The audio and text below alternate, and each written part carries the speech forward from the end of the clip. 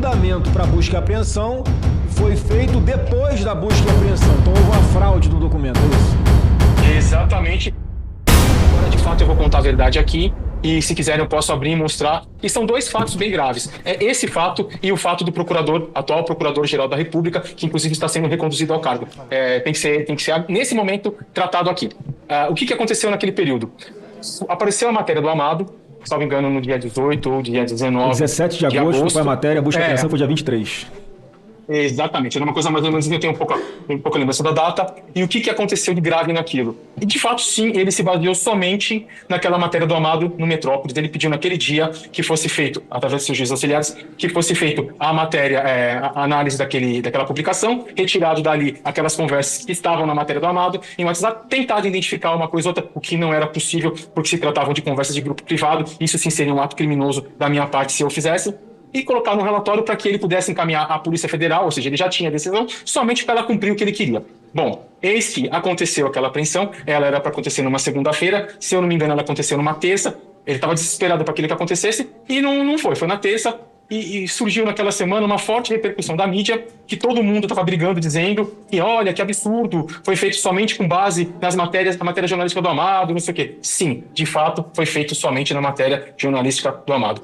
Quando chegou próximo de sexta-feira, foi pedido para mim, através do Ayrton Vieira, eu tenho aqui não só a última conversa com ele, porque as anteriores foram apagadas, e daquele momento que eu vi que tinha algo errado, eu comecei a manter dali para frente. Foi um pedido através do Alexandre de Moraes para que se construísse um ambiente, uma história. O que acontece é que o Ayrton Vieira, ele não tem qualquer familiaridade com o computador, ele não sabe usar o computador, e ele precisou da minha ajuda para montar aqueles mapas mentais que foram abertos numa segunda, numa terça-feira, quando Alexandre de Moraes tirou o sigilo do processo, para dizer que existiu uma investigação preliminar. Então foi encaminhado para mim as PECs, circuladas essas PECs, quais os objetivos, quais os alvos que ele queria que colocasse nos mapas mentais.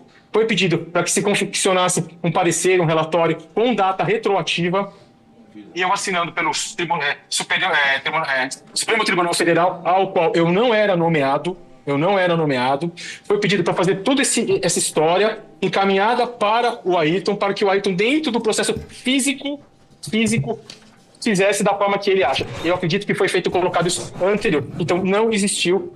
Se quiserem aqui, eu compartilho esse material, eu compartilho um cronograma, para que vocês olhem a data que esse material chegou em minhas mãos, a data que essas PETs chegou circuladas, a data que o mapa mental, que todo mundo da imprensa viu no dia que ele tirou, foi confeccionado. Por favor, por favor. Se o senhor puder mostrar para a gente aqui, porque enquanto o senhor está preparando aí para mostrar para nós, pelo que eu entendi, há uma matéria jornalística, o ministro Alexandre de Moraes dá ordem para essa assessoria de combate à desinformação produzir algum relatório. Ele determina a busca e apreensão somente com base na matéria de jornal, sem saber se aqueles diálogos eram verdadeiros ou não, se tinham autenticidade ou não. Depois, o outro desembargador, que é juiz auxiliar dele, pede ao senhor Eduardo Tagliaferro para ajudá-lo a confeccionar um novo fundamento da decisão, é isso? Exatamente, senador. Então, o senhor consegue provar que o fundamento para a busca e apreensão foi feito depois da busca e apreensão. Então, houve uma fraude no documento, é isso? Exatamente, e isso me deixou um tanto quanto preocupado, e entendi porque todos os processos são físicos e ele só tira o sigilo no momento que ele acha interessante e nas peças que ele acha interessante. Bom, aqui, ó, os senhores estão conseguindo ver aí? Sim. Estão conseguindo ver? Sim, sim. Sim, pode prosseguir. Tá. Bom, isso aqui eu fiz um PDF super simples, até mesmo porque isso seria a matéria da CNN e ela se recusou a fazer, tá? Ela me enrolou por quase 2 meses e se recusou a fazer. Então aqui mostra, na data, tá? Na data aqui em que aconteceu a matéria do Amado, o link dessa data, tá? E aqui o pedido de Alexandre de Moraes, de 19 de agosto, né? Onde ele vai lá e ele fala o que precisa fazer. Bom, aqui tem tudo. A matéria jornalística, do dia que ele fala, que foi no dia 23/8 de 2022, né, que está bem aqui, que aconteceu a busca e apreensão. Porém, se os senhores observarem, os relatórios datam todo o material que a mim foi passado para montar aquela farsa é do dia 26, 27 e 28 de agosto. Está aqui, tudo preservado, tudo periciado, mostrando que não teve qualquer adulteração ou manipulação da minha parte. Então isso aqui é só um ilustrativo, eu vou mostrar o arquivo agora, tá? Tá aqui, ó. Ó, mapas mentais, se os senhores olharem, esse mapa aqui foi o mapa, não sei se os senhores se recordam, foi o mapa que estava no processo, foi um mapa mental feito por mim, nesse dia aqui, ó, 29 de agosto de 2022. O que é mapa mental? Só para que a gente possa entender. Mapa mental é um organograma ilustrativo para que as pessoas entendam os relacionamentos que, tipo, sei lá, às vezes pode ser usado para processo, pode ser usado para coisas de informática, onde a gente consiga, só de bater o olho, entender quem é o personagem e qual o relacionamento dele com a história, entendeu? Então, se o senhor olhar aqui, ó, você vai ver que esse mapa mental, onde relacionava como foco principal esse é o Alan? Santos, exatamente, o Alan dos Santos, e ele relacionando aqui com o Custer, com o Salomão, com o Portela, com o Enzo Momenti, com o Bezerra, com o Rafael Moreno, com todos os personagens, até chegar onde? Ao financiamento suposto por Luciano Hang, entendeu? Protorque e tudo, onde colocaram os 10 caminhões, desculpa, na frente do Supremo Tribunal Federal. Esse documento que foi apresentado por Alexandre de Moraes, quando ele tirou o sigilo, para justificar que existia uma investigação preliminar e que toda a busca e apreensão não foi lastreada somente no do Amado, para ele se justificar e não ficar tão ruim, foi confeccionado por mim, a pedido de Ayrton Vieira, uma vez que Ayrton Vieira não era para eu ter feito, tá? Ayrton Vieira não sabia mexer com o computador. Então isso chegou nas minhas mãos por acaso. Se o senhor olhar aqui, ó, em todas as PECs, olha a data, essas PECs aqui, Moraes nem sabia que o Ayrton Vieira tinha me passado. Ayrton Vieira pediu para mim, não fale nada.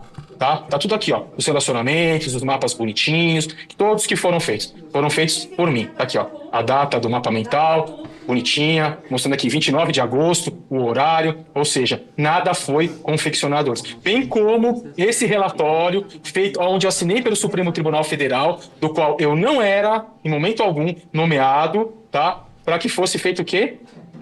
A porcaria da busca e apreensão um dia depois. Que loucura, um dia caramba. depois. Olha a data da confecção desse documento, 28 de agosto de 2022, e não 22 de agosto de 2022, como eles colocaram, tá? Então aqui está a comprovação de um crime, uma fraude processual gravíssima. Então, se aconteceu nesse caso, imagino que não acontece em todos os processos físicos em posse de Alexandre de Moraes. Então a gente tem que tomar muito cuidado com o gabinete dele e com os processos. Lembrando que tudo que eu fiz, tirei hash, sabe? Justamente para não ter contestação. Isso já está lastreado por um laudo pericial. Tudo bonitinho, ó. Tudo bonitinho. Tá vendo as datas? 28, ó. Tudo bonitinho. Agora eu vou abrir um outro relatório.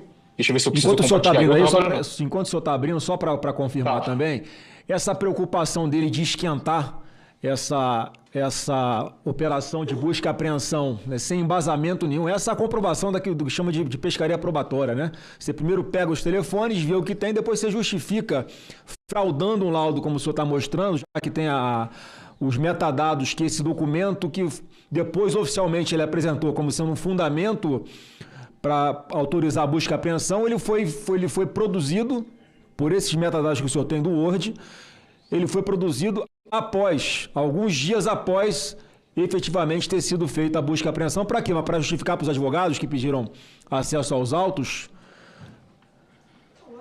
Eu acredito que sim, e para justificar para a imprensa, porque a imprensa estava batendo pesado nele, dizendo que ele tinha feito isso somente com base numa matéria jornalística do Amado, que de fato foi.